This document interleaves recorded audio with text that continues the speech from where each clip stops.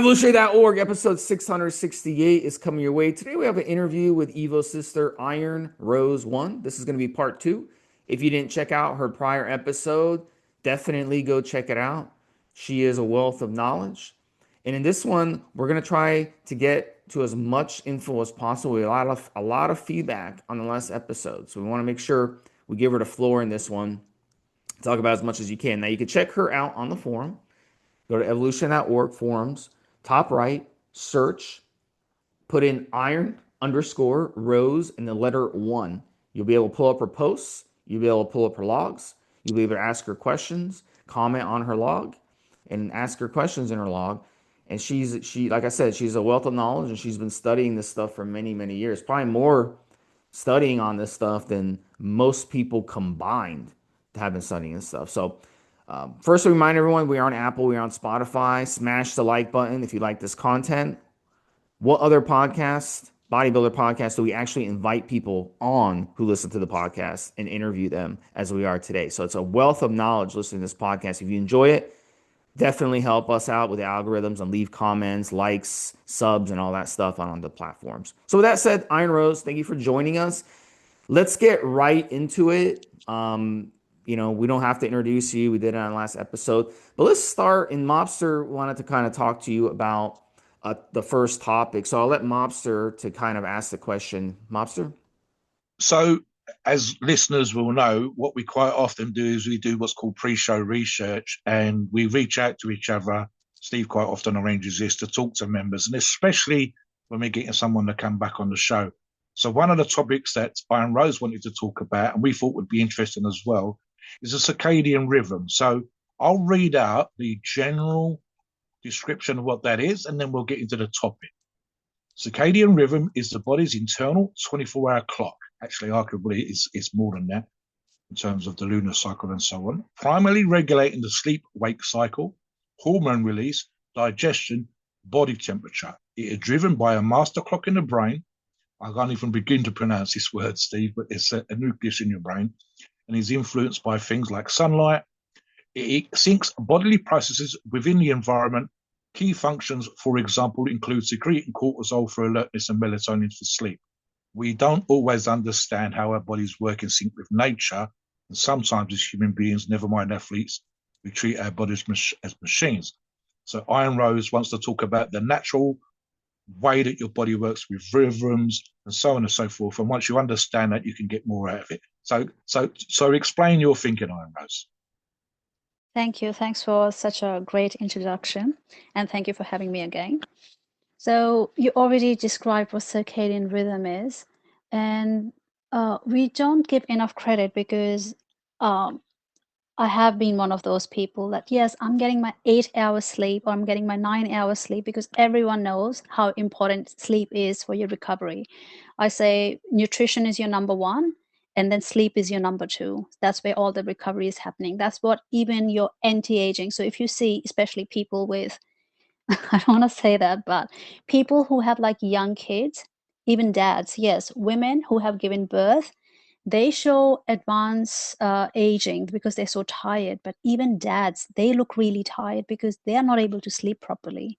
So that's where your cellular regeneration and that's where your anti-aging effect is taking place. And we all think, yes, I'm getting my 8 hours of sleep, my 9 hours of sleep, but that's not all about sleep. It's about the quality, not the quantity. Yeah. And with your circadian rhythm, I would go back to our like evolution when we are like cave people.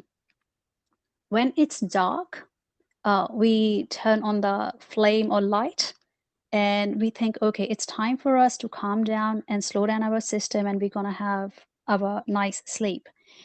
And when it's daytime, it's like, okay, we're going to go for our foraging, for our hunting, migrating to a different land where we're going to get more food or more like animals that we can survive on. Now, if we are constantly, we are staying awake at night, late at night, our body, that caveman brain thinks, okay, why am I awake this late at night? It means there's danger around me. Danger around me, again, that brain thinks that I have danger around me and constant danger around me, it will lead to cortisol spike. And we already covered a little bit about cortisol, what it does for you, all the bad things possible, losing muscles, losing collagen, and gaining fat, losing muscles, all of those kind of things that happen. And constant cortisol spike can lead to multiple autoimmune conditions, can lead to long-term health issues, even can lead to sometimes cancer. So people do not give enough attention that it's not the hours, it's following your body into a routine of going to bed on time and getting up early in the morning. Now, I get it if you belong to that category where you can't sleep at night because your work doesn't allow it. You can't do much about it. But if you're doing it just because you're scrolling on social media, like I'll just do this later, you will not realize how much harm you're doing to your body by doing that. So try to go to bed before 11 o'clock. That's what I have seen, that unbroken sleep that you get before a certain time, that will give you better recovery rather than just 8 or 9 hours sleep. To what specific? Now, again, sorry. Go ahead. Go ahead. No, you asked the question. No, I was going to ask because you say go to sleep at 11. So what does that mean in terms of what time you should be waking up? But let's say you go to sleep at 10. Does that mean you recommend, hey, let's sleep like an hour before? Like, so if No, we go to sleep at 11, let's wake up. Let's try to get 7, 8 hours of good sleep. Go ahead. Can I ask a question in that regard as well, Steve? Go Because ahead. I think Iron Rose would probably know the answer to this as well. We talk on the forums about a set number of hours, and this is like a sort of an idealized average when we talk about 8 hours of sleep. But I think, Iron Rose, you said it's the quality, not the quantity. If you sleep solidly, deeply, restfully for 4 hours, and you can function incredibly well and get great results and still look young in 4 hours, that's fine. The average is a number that we've sort of come up with. Some people, like young people, teenagers, I believe the average is actually 11 hours if they're not on social media. So if we go back 20 years ago, it used to be on average pre-puberty 11 hours because of the growing, because of the change in hormones. So it's the quality of rest and recovery versus a specific set number. I go to sleep a lot earlier than 11 o'clock and I get up on average 6 o'clock in the morning. There'll be others that do a 2 or 3 hour difference. So do you think, as I said earlier, just now, Rose, it's the quality and the depth and recovery of sleep versus a specific number? exactly. And that's why the initial thought is, instead of going to bed at like 1 o'clock at night and you're getting up at 8 a.m., that's the hours we are counting. But if you go early, because your natural, your growth hormones, because you exposed yourself, hopefully you've exposed yourself to the daylight, and for Yes. certain hours your body is releasing certain like functional hormone, when it's like your growth hormone is not spiking. So there is a certain, that's what's called rhythm. It's called circadian, like it goes in circle and it's a rhythm. So it Yep. naturally, after 10 o'clock or 11 o'clock, that's the time when you're having maximum recovery happening. That's why it's said to go to bed early. And what Mobster said is absolutely right. Some people can have beautiful sleep because they are, one of the main reasons of bad sleep that I have seen is, apart from carbs and nutrition, many people have sleep apnea. So Right. sleep apnea in general term is you having some, like sometimes you have deviated nasal septum, or you are not able to Yep. breathe properly and you stop breathing in between your sleep and you just wake up gasping for air. So you don't even realize, but you're just having micro naps even during Yep. the day because you're always tired. So sometimes it's the sleep apnea. You have to do sleep studies for that, and like a medical facility and all. But it's the quality that matters. So if you're not having good quality sleep, um, and I already touched about it in my log about sleep hygiene. So what you're trying to do with your sleep hygiene is you're trying to trick your caveman brain again that, hey, it's that night time that you have to slow down your system and you need to go to bed and you need to get ready to go to bed. So because our brain is constantly thinking, like right now in my house, I have got, because I'm not ready to sleep yet, I have got my normal like warm daylight on, which has some little bit of tinge of blue light in it. So my brain is going to be active. But I have got specific that light changing multicolor lamp that before I'm going to bed, I'm going to switch them on and it will have that amber flame color light from them. So my body naturally gets pre-ready to go to bed. So the moment I go and lie down on my bed, I am ready to sleep. Another thing about sleep hygiene is try not to have a television in your bedroom because your bedroom is for sleeping. So when you go there, you're training your body like an animal that it is the time to sleep, um, and not to watch TV indefinitely. Again, TV, if you look at that, it has again that blue light. So even if you think that like I'm sleeping and I fall asleep even when the TV is running, you're actually still having that blue light exposure. And there are studies shown that that's what that LED light therapy and multiple light therapy comes into play, that our eyes are not the only organs that's perceiving light and the color of light. Our skin have photochromes as well. They can also perceive what's the wavelength of light, and that's why when you go in the sunlight, you're absorbing all the wavelengths because it has all the possible wavelengths available. Your skin is absorbing all those things. So it's just not our eyes that is perceiving colors. Our skin is also constantly perceiving colors. That's how that LED light and infrared light comes into play. So, and that does have like beautiful effects on your skin and whatnot. It has proven some of them just even like same as laser light as well, you know, like laser hair growth and all that. People use light therapy to cure things. So not a massive fan of TV in your bedroom. Even your mobile phones, most of the mobile phone have this blue light filter on. Turn the blue light filter on an hour before it's your bedtime. So you're training your body to get used to go to bed on time, and that's what I call sleep hygiene. Do you use blue blockers? So you and I have discussed this, Steve, in terms of the phone, but I was going to say there's also seasonal. In the Middle Ages, we would go to sleep when the sun went down, and we would wake up around midnight for a snack. That was as a family with the animals that we were sharing the building with, and then we would go back to sleep, and we was consuming more calories because we were working more physically. It's seasonal. So, for example, we know that SAD exists, that people struggle with not getting enough sunlight in the wintertime. And also you have longer and shorter days or length of sunlight through the year. What we do now is we stay up past into the dark, or we'll go to bed, as people sometimes struggle with, for example, in Antarctica, where there's daylight 24 hours a day for 45 or 50 days. Right. And we know that these things have a mental effect and a stressor effect. What we're trying to do, and I think Iron Rose is getting at here for the benefit of our listeners, is optimizing our lifestyle. We're bodybuilders, we're weightlifters, we're into fitness. How can we best rest? Can we work with nature rather than against nature? And how can we get some of the benefits? For example, I think you've referred to red light therapy. I saw someone mention that the other day, Steve, as a way of recovering from an injury. So all of these things are at play, but we're not always aware that they're at play. Steve. In fairness, Mobster, you guys in the Middle Ages were throwing people off of castle windows. So we have to be fair about that as well. That would knock them out. That's the reason why they were having 4,000 calorie thing. They're out in the fields working. Yeah. And they had them on those guillotines, whatever, ripping their limbs apart too. We don't do that anymore, Steve. Yeah.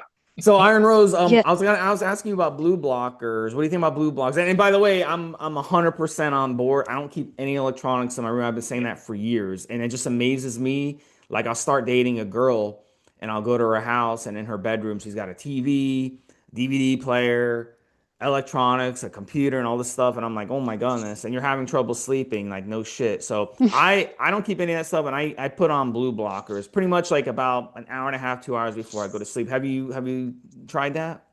What do you think about those?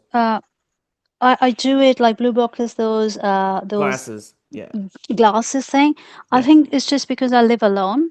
Yeah. Yeah. I You don't don't have have to use to them. have any of my house is a No. blue blocker on. And I haven't watched TV. I cannot tell you for how many years. I've got a Oh God, yeah, TV, yeah, but I don't watch TV because I believe you feed your body with your mouth and you feed your brain with your ears and eyes. Yeah. So Hmm. that's another reason, because on TV I cannot control what I'm watching. That's true. Like random stuff comes on. At least if I am streaming, for example, I'm listening to a podcast, it's up to me what I'm listening to. I'm surrounding yes, myself with yes, like-minded people. yes. So I don't even remember last time I actually sat down and watched like those, especially Yeah. those trash TV. I'm sorry if Yeah. I'm offending any of our Yeah, I'm the I same listeners. watched as you. I watched Yeah, trash TV yeah. last night, and like I was tossing and turning a lot, thinking about like how about the show as well. So I completely agree with you on that one. I was I'm watching with you. Much. reality I haven't TV. watched. I haven't Yeah. watched normal television for years. Yep. So Mm. talk a little bit about that and finish up. Any final thoughts on sleep? Like give us some sleep hacks before we Can move I on to the can I next. ask another one, right? Because the circadian rhythm is talking about the 24-hour clock, but something I remember reading. We know that there's a hormonal cycle for women, but you and I have discussed this as well, Steve. There is a monthly rhythm, the lunar cycle, which is 28 Mhm, days, for men as mhm, well. We don't think it applies, but it does. One of the things I looked at many, many years ago, and you'll have to excuse me because I haven't looked at it since, was I think it was something to do with the body's rhythms, and it was something to do with the idea that as a normal person who doesn't train, isn't trying to be athletic, we have periods of the year when we're energetic and periods of the year when we're not. And again, that's seasonal. But we also have for athletes, and I'm thinking specifically, for example, soccer players, American football players, anybody that's in a high end sport, and specifically athletics, you have what we train in macro cycles, but biologically speaking, there are also going to be peaks and troughs of energy through the month. We know this especially with women because of menstruation, but we don't think it applies to men. But the reality is there is a rhythm to that as well. If we didn't train and work out, we wouldn't be pushing so hard. And there would be times of the month when we're working and we can work really well, and other times of the month we can't. And there's obviously life stresses and distractions, but there's a rhythm to that as well. Testosterone, for example, Steve, we know goes ups and down through the day. So what about that as yeah. well, Iron Rose? What do you think? I think men are, and you're correct, men have, that's why they say testosterone cycle. And like, you have naturally a rise in your testosterone when you're sleeping as well, recovery, whatever reasons you want to call it. So yes, you have testosterone cycle and rhythm as well. But I think men have been designed, or traditionally it is, our society has like set set up this standard that it is okay for women to feel their body and feel in tune with them, is considered as femininity. But men, most of the men, they are so go-getter and provider, especially those who are athletes, like who are training. Yeah, You guys yeah, are very yeah, masculine men. So like you put like literally like how we say, like just walk it off. Any pain, any emotion, any sensitivity, you just walk it off. You yeah, completely ignore it. But if you start paying attention, you will see certain things in yourself as well. For example, um, people have been asking me, how do you address your autoimmune conditions, how you address your autoimmune thing. Everything starts with your self realization, because no one knows your body, or no one is trying as hard as to talk to yourself like your body is trying to talk to you.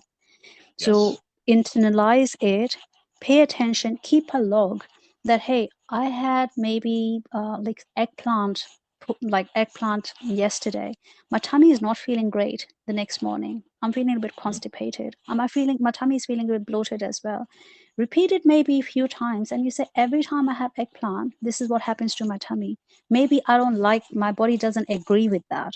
So yes, you can do the certain tests and all, but if you have some awareness about with your body, and that all starts with keeping a log, be a bit more mindful what is not agreeing with your body, then you should be able to manage many of your symptoms. And I always say about autoimmune and high cortisol, first try to find out what your trigger is.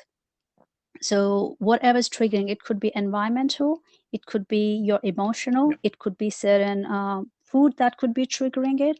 First find out what is triggering you, and then from there you do reverse engineering and try to eliminate everything one by one. So coming back to cycle and men not being that in tune with themselves, it's just because how the society has formed us that it is not okay for men to feel what women are feeling. We don't categorize them as being masculine if they do it, but men definitely do have cycle as well. Let me give you an example. One of the things I remember reading about was that when a woman has a baby and a man is in a relationship with a woman and the child's just appeared, it is perfectly normal for the male testosterone levels to drop, because they want, nature suggests that they want them to be the protector and less of the provider, the more nesting than he was previously. So you literally have a lowering of your testosterone levels to enable you to be a better father than a breeder, for want of a better phrase, for someone who's able to procreate. And again, people don't understand it. It actually happens perfectly normally. You literally see guys that are running around town chasing skirt, and the moment they get into a serious relationship and a child comes along, they become a father, they become a daddy, which is different from how they was before. And that's because there's been a small but significant hormonal change. I like the fact, we're going to talk about this next now as well. In your log, you talked about changing gyms, and I've touched upon the idea of changing environments as a way of talking about stimulus. So tell us if you've noticed a change to how you train and how you responded, etc., by virtue of changing your gyms. First of all, my main reason to change my gym was I was not so my previous gym was, it's summer here in Australia, and the aircon it's like 43 degrees heat, and the aircon would not even work.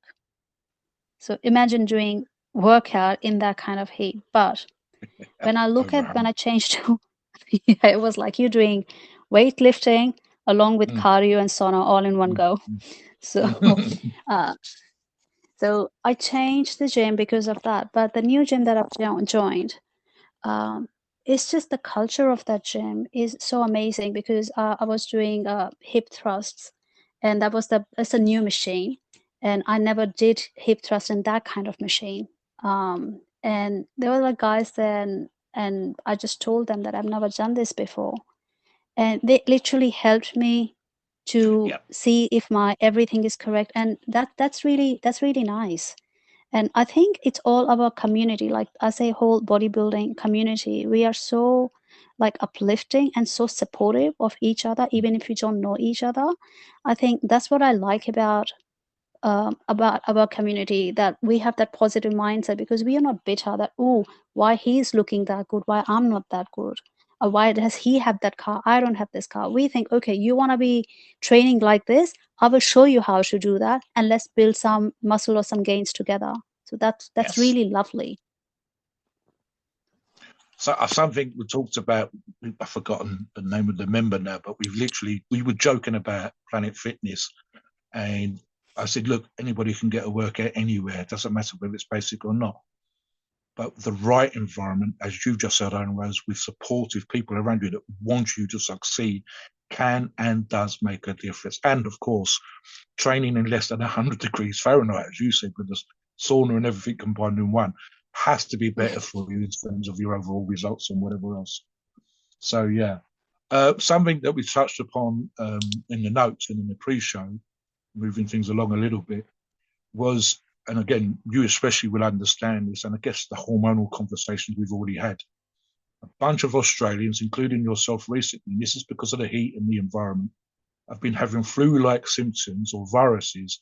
And I've noticed literally maybe half a dozen over the last 2 weeks that were training while they were ill, while they were still in the middle of this virus. Talk a little bit about that and the suppression for your immune system, the difficulty with recovering when you're training while ill, and so on and so forth, both from your personal experience and from your knowledge. So I think for a couple of reasons, when you are really down, you should give your body rest. Again, being in tune with your body. This is what my body tells me, that, hey, I'm already fighting an infection. I'm already under stress. Please do not, because exercise is very controlled form of stress for your body. So my body is pretty much telling me, I'm already under stress. Do not give me more stress, please. So first thing that. Second thing, my recovery is not going to be as good as when I'm actually healthy. I'm not saying that just wait out all the way, but when you're actually sick, give enough time for your body to heal. Like, don't be Ronnie Coleman. Like, doctors told him, do not train. He did not listen to them, and we know where he is right now. So it's like, I'll give the example. It's like, you're trying to cut a tree, you're sharpening your axe, and then you cut down the tree, or you keep cutting down the tree with a blunt axe. What is going to be more effective? So let your body heal, recover, and then you can push it wherever it needs to. For me, that's the first thing.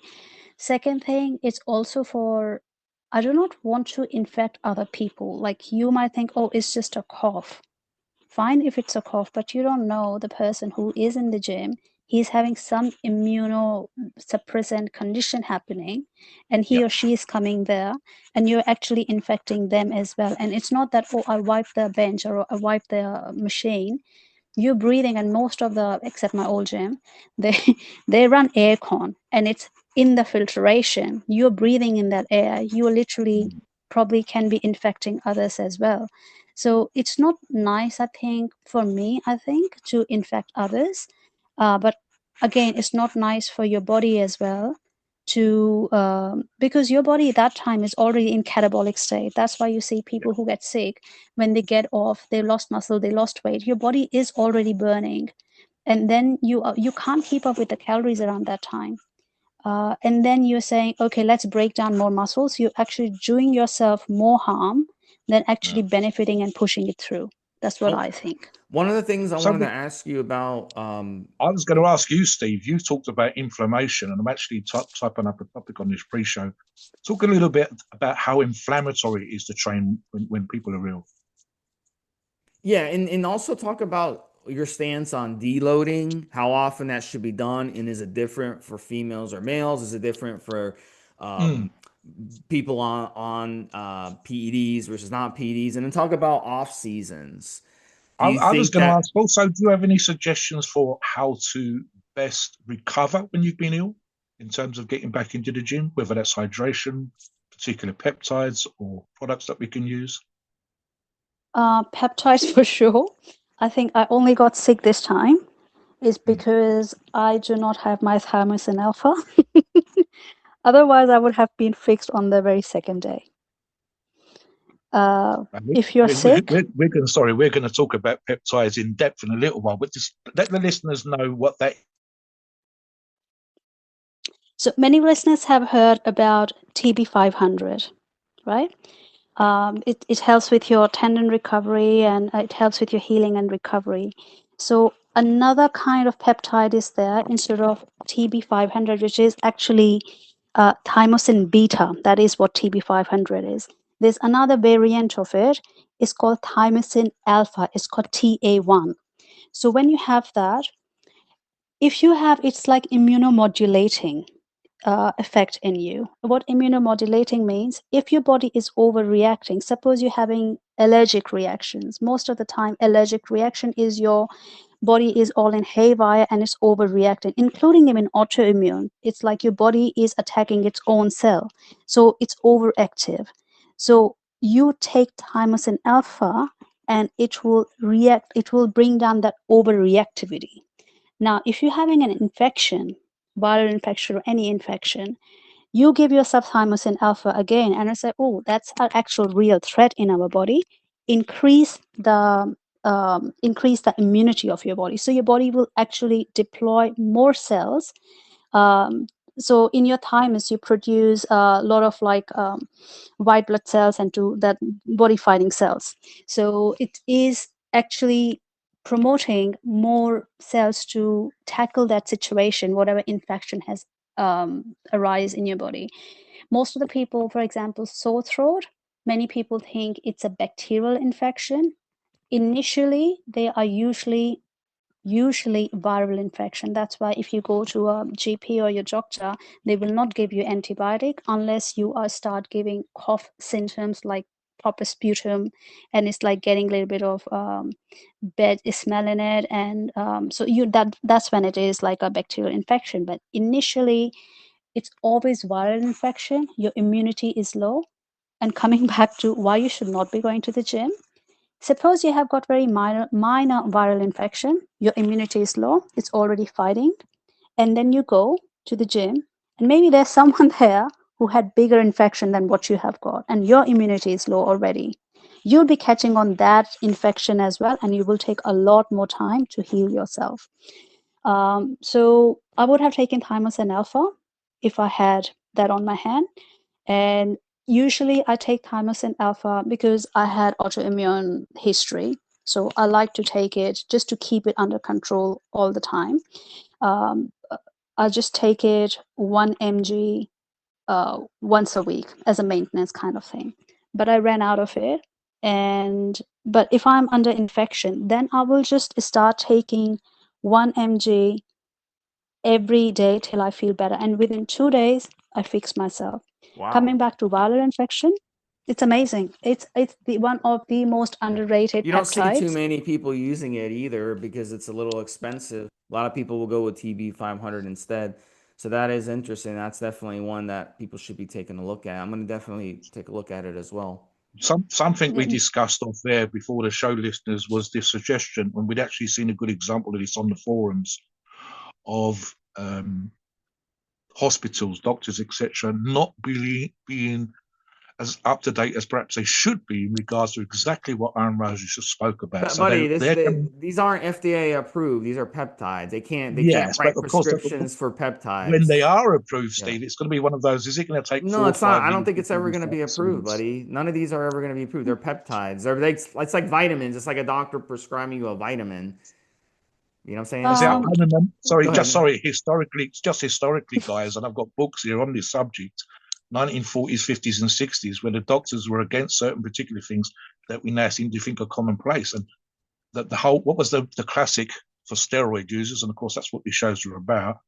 They were convinced for probably 50 years that steroids weren't anabolic and you couldn't get stronger and grow muscle on them. And we know for a fact that that's complete and utter. So Iron Rose, maybe clear up the mix up, the confusion there. Do you think they'll ever be prescribed, or is that something like?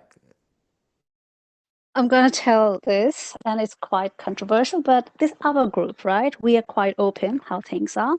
So the first peptide that has been actually prescribed and approved, insulin, that everyone uses for diabetes, that was a peptide. But that's why if you see when we ever be administering peptides in us, it's by that insulin needle most of the time. So it is, but coming back to... I view insulin though as a hormone, and I view the GLP-1s, these are drugs.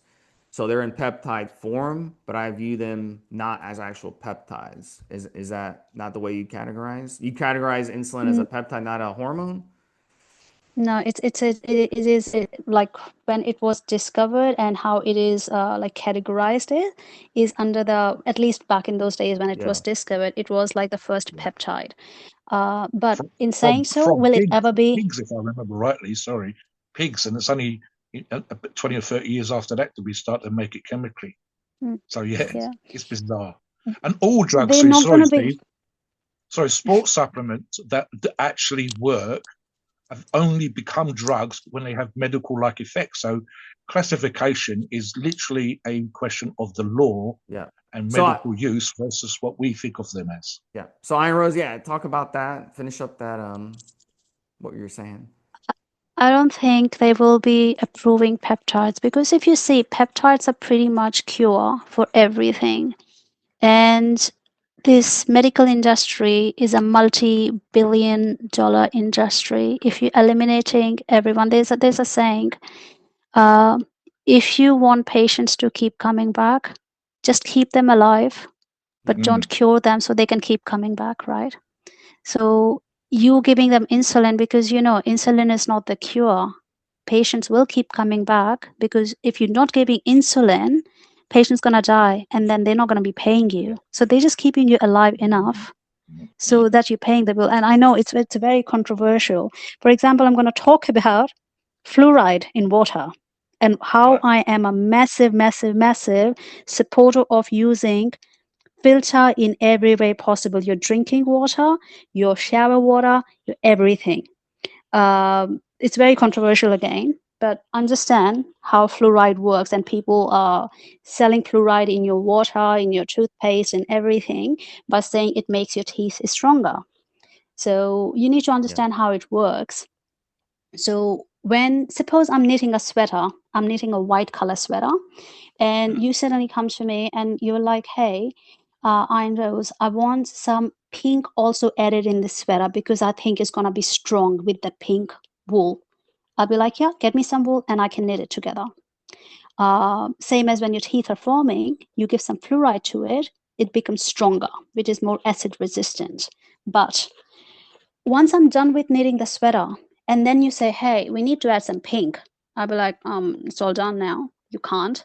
They're like, no, we have to. I was like, okay, get me some kind of pink paint, and I'll paint it on that. But what happens to paint? You wash it, it washes away, and then you have to keep painting. So once your teeth are formed, doesn't matter how much amount of fluoride you're having, it's having no effect. That's why you have to apply. That's why the toothpaste makes sense to me. But if you look at anything that you're adding additionally in your water, it has to be more according to your body weight. So I might be just 48 kilos and I might be drinking 3 liters of water. So I'm consuming more fluoride, and you might be a 100 kilos guy and you might be just drinking a liter of water. So you're consuming less fluoride. So how can you control without a prescription how much fluoride I'm consuming, and I might be having side effects? And now talk about what are the side effects of fluoride. Forget about all that, like pineal gland and it's like your third eye. Forget about all that. I'm going to talk about how it is affecting on your subclinical level. So if you look at periodic table, iodine is on one of the category of elements is halogens, which is iodine sits at the second from the top, means it's slightly less reactive, and on the very top sits iodine. Its atomic number is 9. And iodine's atomic number, from my memory that I studied like 30 years ago, is 18. So it means it's less reactive. So what happens in your thyroid, which is the master gland? It controls your body temperature, it controls your blood burning, muscles, everything, right? So in order to make thyroid hormone, you have to have iodine in your body. And iodine and fluoride, they look structurally extremely similar. Imagine a ball, but one ball is slightly bigger, which is iodine, and another ball is slightly smaller. So iodine, being less reactive, get easily displaced by fluoride in your thyroid system. So the hormone that should have been functioning properly and properly made, your body says, okay, I've got the raw material, but I don't know why is it not working. So your body automatically trying to make some thyroid T3, T4, but it's not happening. And now you go, I'm getting weight. I'm getting fatter. I don't know why, apart from carbs and all that. You go to lab testing, but there's something called a subclinical level, right? So they do this standard T3, T4, TSH test, but your hormones are not right up to just subclinical level that it cannot be detected. So what you do, you gain weight, you go to the doctor, they put you on diabetes medication, they put you on like hypertension medication, and it's in the name, drugs. Like, once you get hooked onto drugs, you hooked onto it. Like, it's just not one drug. One drug will have multiple side effects, and then you have to go on to more drugs to handle its side effects. So coming back to, I know it's like a rabbit hole. Coming back to why they would not be approving peptides, because peptides, they are literally curing you from scratch. You don't have to keep going back. So it's not enough profit for the medical industry and the medical mafia to approve these things. For example, Russia just recently came out with cancer cure. There are a few more other countries that are coming out with cancer cure. And again, it might be conspiracy theory, but ever since Epstein file got released and all that happened, suddenly all these countries are coming out with cancer cure. It can't be that like you are literally going to the generation of AI and peptides, like literally you're going on molecular level that you know which peptide, this combination of amino acid is going to do this to your body, and we're seeing the results. And you're saying you don't have cure for cancer? No, they have the cure, but they do not let it bring out to the public because cancer is expensive Yeah, treatment. to treatment. Yeah, my aunt, I think 7 years of treatment, and she spent probably, this was in America, she spent about $600,000 in Wow. 7 years, and she still died. And she was basically God. like the whole time tortured. Yeah, so it is a big 70 or industry. $80,000 a year. That's Yeah. crazy. So the cure for cancer. What is your do you have any idea what that could be? What that looks like? See, the What would be cure your for guess? cancer, um, cancer cells, all they're doing is they love carbs, they love sugar because they're constantly dividing, they need high energy. So first of all, for cancer, you have to deprive them from you have to focus on your diet as already, of course, but you have to Yes. deprive them. And then you have to, there is actually, some people have documented it. This called apricot kernel seeds. It has got very limited amount of cyanide in it. So it's that small amount of cyanide that's not going to harm you, but it will just go and attack the cells which are quickly dividing. So it's going to be killing those So what cancer is cells. Also, you said there's a cure out there, like a drug. Is that a drug? Is that a peptide? What do you think it looks like besides go the ahead and finish. natural content. Yeah, besides that, like, what do you think the cure is all about? You said there was one in Russia. Like, what do you think it looks like? Like, is it some type of drug that you take that suppresses the cancer cells, or how does that look? Because chemotherapy is the main way they attack cancer, and that basically kills cells, including cancer cells, but including the good cells as well. And basically, it's Yeah. like dropping a bomb in your body. So talk a little bit. Yeah, go ahead. I think it is just going to be a peptide again because there are peptides out there. You probably already heard of it. It's called epithelon, which is pretty much your telomeres on your chromosome. It repairs that and it makes it like kind of new again, right? So I think it's going to be some kind of peptides. Now, I'm not sure. And again, Russians are quite advanced when it comes to peptides. So I won't be surprised if it is some kind of like peptide in it. But again, they're not going to just disclose something like that. But I wouldn't be surprised if it is some kind of peptide I doing know, that kind of and I magic. don't think But they're gonna I come don't think after you now. The medical community. They're gonna, like, during the podcast, we're gonna hear like a big it's going to be a car crash in the background. One of the things they were looking at some years ago, Steve, was in association, arguably, and bearing in mind the whole COVID and controversy there, of course, that we can actually attack certain things in our bodies using what essentially piggybacking a virus. You get a virus that no one's really affected by and doesn't really give you any medical issues, and then you associate something or piggyback onto the virus something else, and it was a way of getting into every cell in the body, and therefore, as Iron Rose suggests, you're fixing it day one. The moment the virus locks into the cell, that's it. So just move along quickly now. You mentioned something in the pre-show, Iron Rose, carbs for women, and misinformation as well. So talk a little bit about that specifically, again, from the female point of view. Okay, so last time I touched about carbs, that how women should have carbs or women needs to have carbs, and if you don't have enough carbs plus low calories, you are actually having insulin spike.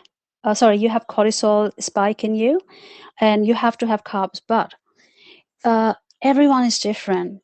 It depends on your training volume, like how often you're training and how much you're training, how much your muscle mass is, how your sleep is, and how sleep deprived you are. That was again, that's going to be connecting to the cortisol, and also what your history of depletion of your glycogen storage, right? So, for example, me previously, I would not have any carbs at all. So my glycogen, my liver glycogen, and my muscles glycogen, whatever muscles I've got, that was quite depleted. So you have to have a good understanding about your body.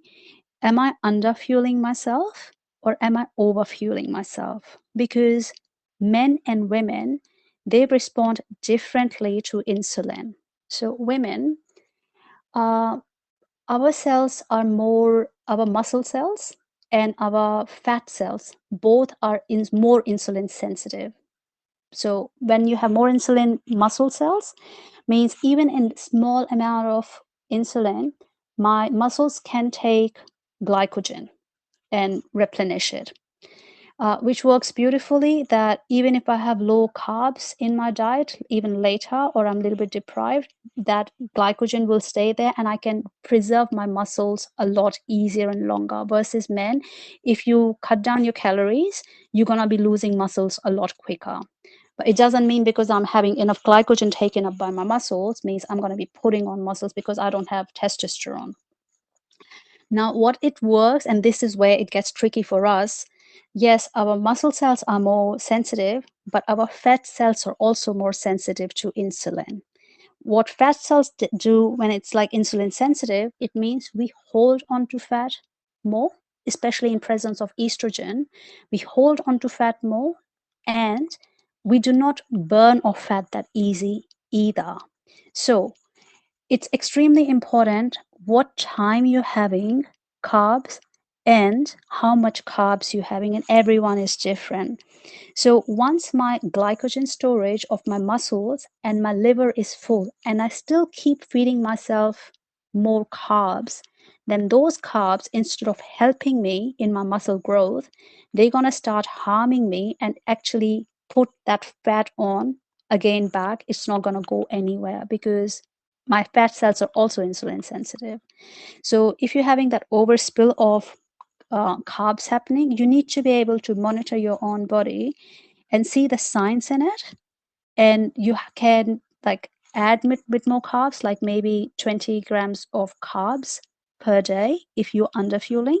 So the main signs that you should be looking for if you're underfueling yourself, first of all, approximately 2 grams of carbs per kg body weight is a good, it's not high, it's not low, you can maintain it. Suppose if you're, first of all, see how you are sleeping. If you are going to bed, but you can't sleep peacefully, and you're having like restless sleep, or you wake up at 3 o'clock or 5 o'clock and you went to bed at 12 o'clock, well, go to bed early.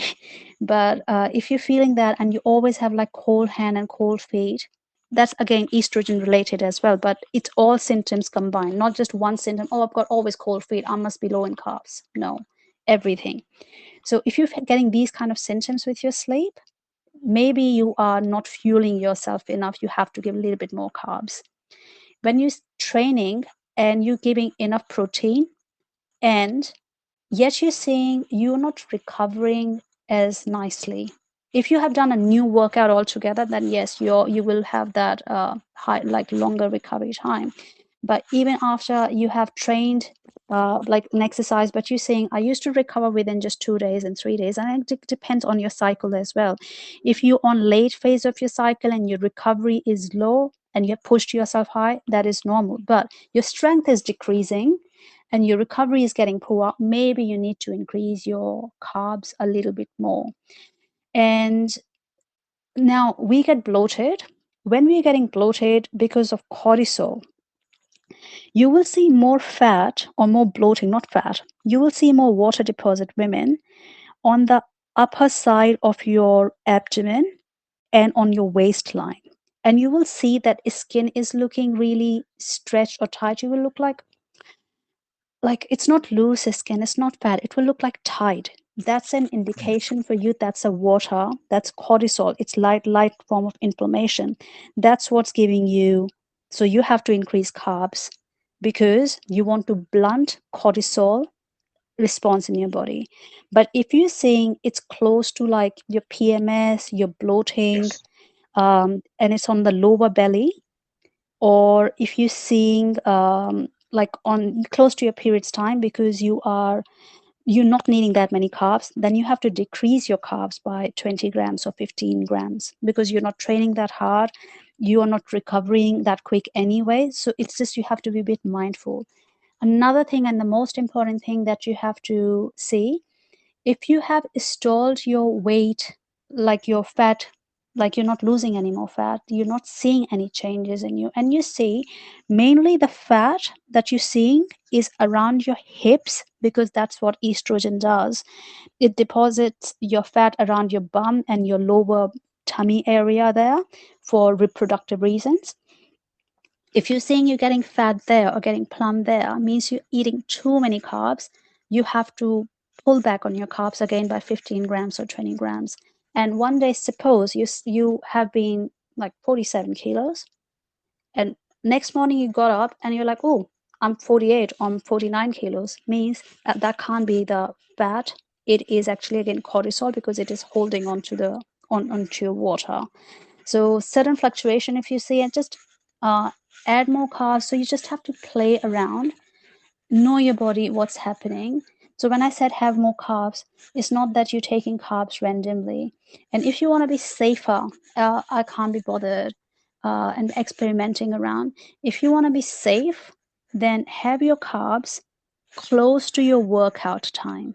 So have like 80% or even 90% of your carbs before your training, like an hour before your training. You train, and then rest of the carbs that you want to be finishing, have it after you train. So that way I'm you are out gonna of your I'm gonna guesswork. ask you. I'm gonna ask you. Sorry, because this is, and you can say yes or no, of course. This is the when your body's going to best utilize those carbs in the best way. Is that correct? Correct. Correct. Mm. Is because, Yeah. yes, you will have insulin spike a little bit, but Yeah. because your body is about to utilize it, it was like, oh, I can just, because your muscles are using it, right? So your body deposits that carbs in form of fat is because there is not enough muscles and there's not enough need for glycogen. That's what's like, I don't need it, just take it away. But when you I'm not exercise and your sorry. muscles are like, I'm no, I gonna need ask it. you. I'm going to ask you a different question, and it's along the same lines. Where Mm. where we talk about people sitting and watching the TV late at night, where we're talking about people driving to work or commuting on the train, whether Mm. we sit in an office, we're eating throughout the day, typically, especially in the first world, but we're doing, to put it crudely, fuck all. We're sitting on our asses. We're not utilizing the carbs. So in a way, what Iron Rose has suggested, training your ass off and using the carbs before and after, you're absolutely going to get the best out of it versus sitting on our backsides, not hunting, not foraging, and eating carbs because we're hungry. But in fact, we're sitting on our backsides. We're watching TV. We're driving the car. We're not physically utilizing the carbs in the way that would be the best. Is that correct? Correct. Correct. Mm. Another thing that I want to tell, especially for women, I've seen many male bodybuilders or coaches, they say you have to have 5 or 6 meals a day. You have to Mm. give your body fuel. It is applicable for males again, because when you guys have having insulin spike, males are having insulin spike, it does not affect, because male body, it is not sensitive for insulin on muscles as well as on fat. What it means is you can have insulin spike, but you will still burn off fat. That's why males, when they're determined and when they're doing weight training and all, they can burn off fat really easy.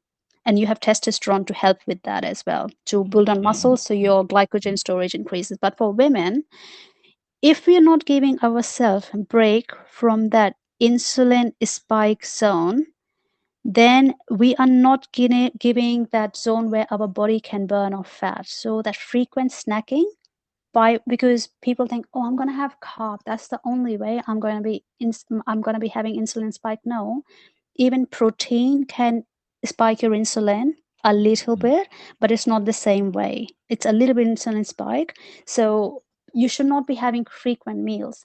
3 meals, if you're really hungry, probably have 4 meals. And I know what I said last time, that do not starve yourself.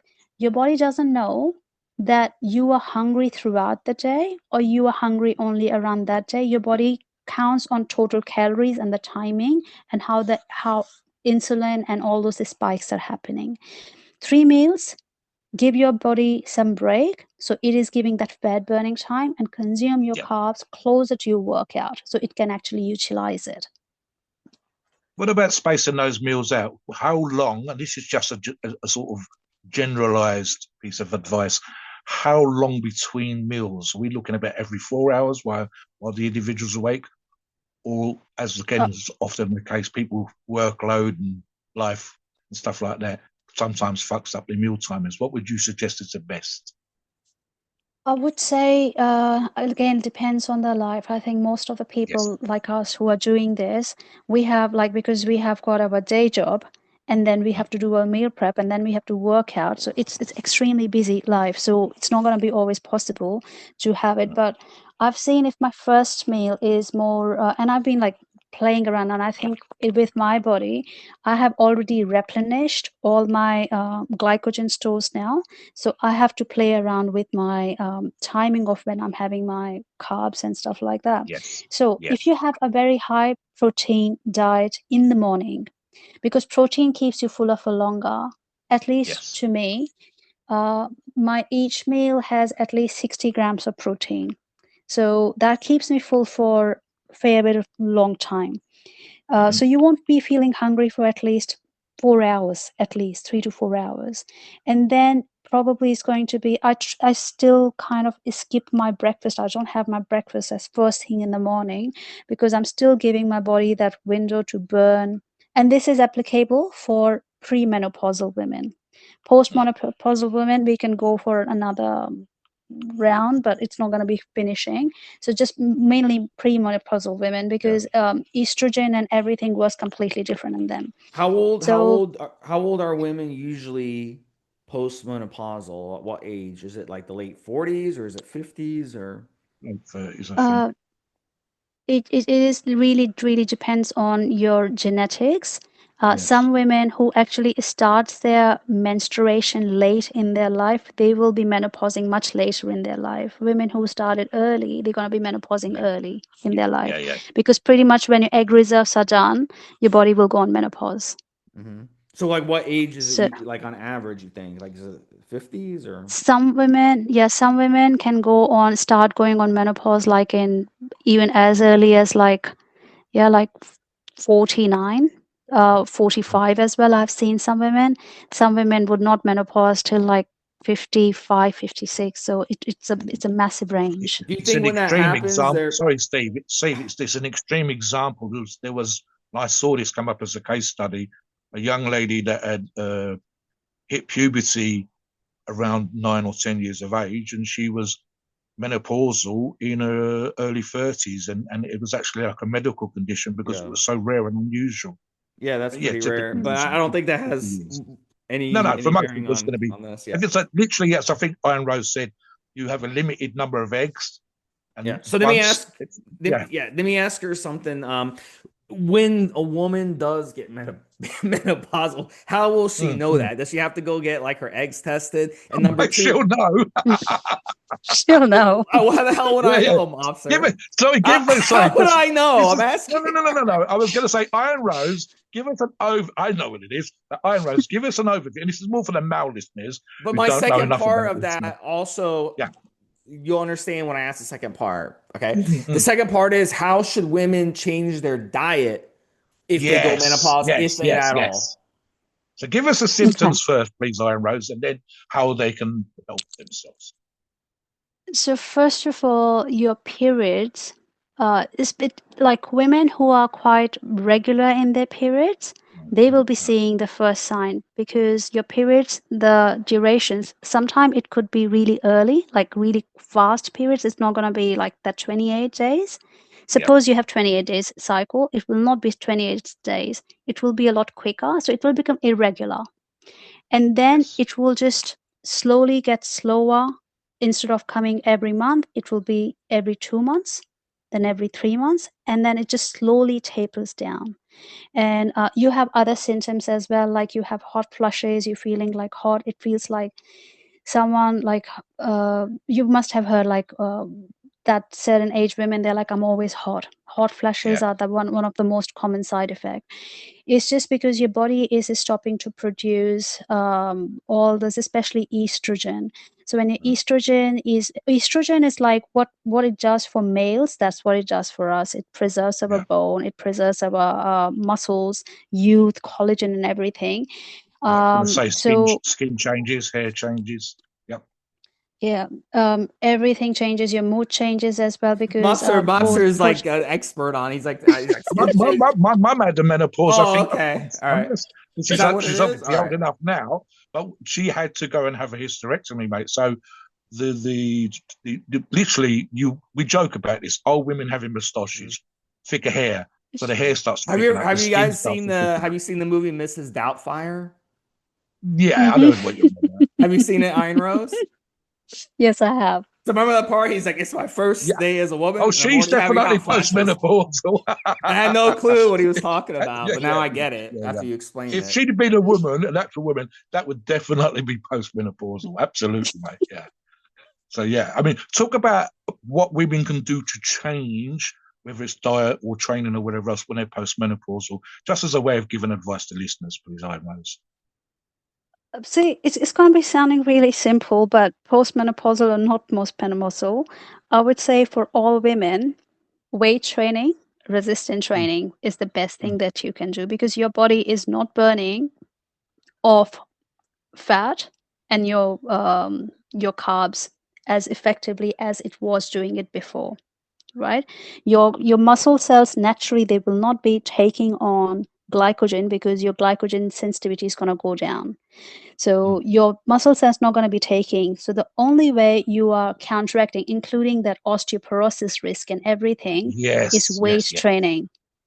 Is because you do weight training, your muscles getting stronger, and because your muscles are always attached to your bones as well, your bones gonna Mm. get stronger as well. Yes, So yes. it's extremely crucial for you. And then there are different like herbs and supplements, and if you want to go for hormone replacement therapy, you can do that.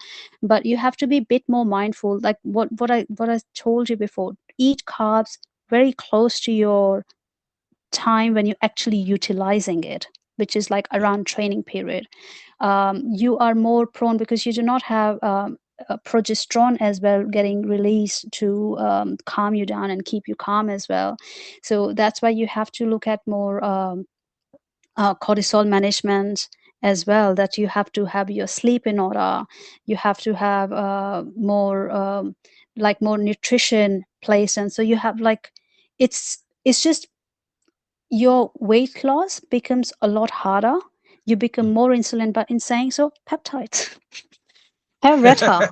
So, are we talking about all this for natural people, right? Like Reta has is like that's why. Forget about Reta for weight loss, like hunger suppression and all that. Just have Mm. enough Reta that it is doing its magic behind the scene, keeping you insulin sensitive, you Yes. doing its magic. So it's just take those kind of peptides and use. We belong to that community who's taking that. So it shouldn't be that harder for us, but I do feel bad for people who are going by the books and I was going to relying go back on. to your comment about the medical industry and what Steve said as well. And the proof of the pudding, what you both said, is that Reta and GLPs are used for a long period of time, which means there's a lot of money. Is if it was a one time, one deal, one pill and fix, there's no money, like you guys said earlier on. So that's the reason why we're going to see medical approval, why we're going to see those drugs become commonplace, why we're going to see literally the price in America, Steve, versus the price elsewhere on semaglutide, $12,000 a year versus several hundreds of dollars. I think $1,000 here in the UK, or the equivalent of Yeah. $1,000 for a So year's supply. So yeah. yeah, yeah, I hear you. And Mm. iron, yeah, for sure. Yeah, that's the nice thing about Evo. You can come on Evo and find out where to get them at a great price. So a great Mm. point on that one, Monster. So Yeah, Iron Rose, as we absolutely. finish up the show, any final like misinformation out there, whether it comes to Yeah. training, diet, especially geared around women, because there's a lot of gurus out there. I hear a lot of women come up to me and tell me stuff, and I'm like, where are you getting this information? Like, oh, I got it off this person Yeah. on YouTube or this person on social media, and I'm like, my goodness, there's so much misinformation. What are some of the glaring misinformations that you Mm. hear a lot yourself out there that women need to be aware of? I think it's just mainly they're just generalizing things for everyone. Um, just be a bit more mindful. The more videos you watch, more confused. This is what I have learned. Just do weight training. Be a bit more mindful with your sleep. Go to sleep on time. Look Mm. at like if it's waking you up, what's happening with you. Adapt, and I always say yes, your body is what you're physically seeing, but your hormones and your emotions that play a massive part in how you are overall. And again, I know we are about to finish, but for example, I've seen many women who have traumatic relationship or bad breakup. Yep. They have been developed with PCOS or PCOD, this polycystic ovarian syndrome, which is like, yes, you get higher testosterone, and if those ladies work out, they're gonna have ripper muscles and ripper gains. But what happens, as you know, if you have more testosterone and you have more cells, because cortisol is like making you hold on to fat, so that testosterone actually converts into by aromatase produced by your fat cells. It aromatizes and it converts into estrogen, and then it's a vicious cycle of you getting more and more and more fat. If those women they train and they train hard in the gym, they will gain muscles like that's their natural roids they're on. Mm. But all I say is women, and I have learned this, like I said, you always have answer in front of you.